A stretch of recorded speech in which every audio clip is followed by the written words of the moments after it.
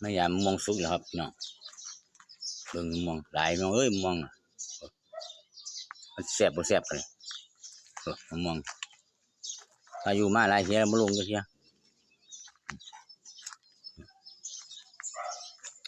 ส่วนมันหน่วยใหญ่ไม่ยาวนี่น้อง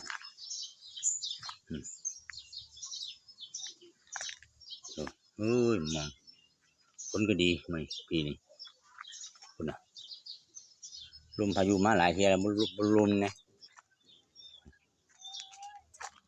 อยู่บ้านนอกเขาเนาะมีแต่มะม่วงขายสุกหมดจะไปขายมาได้โลละ2 บาทนี่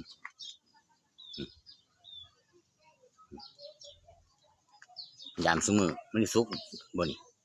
เลี้ยงซื้อพี่น้องนี่บ่สุกเลยนี่มันซื้อบ่สุกต้องไว้เนาะบ่สุกเด้นี่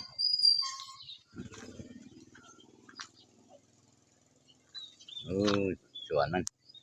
นี่ไงเนาะจับเสาจับแรงอยู่สวนมัน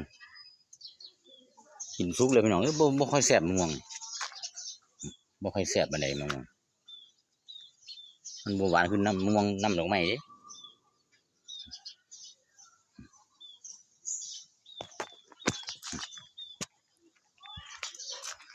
หลายอยู่ดิมะม่วง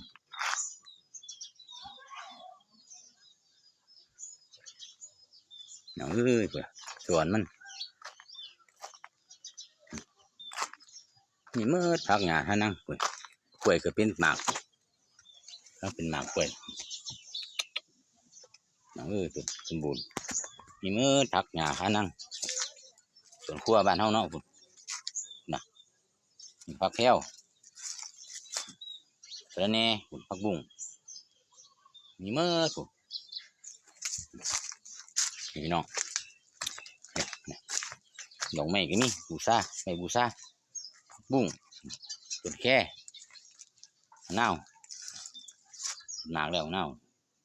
ตัวน้อยนิดน้อยเป็นหมากหลายผักบุ้งกับจุกกับเจ้าไปซื้อได้หาที่บ้านเฮาเนาะบ้านนอกอย่างเอ้ยปลูกก็ได้กิน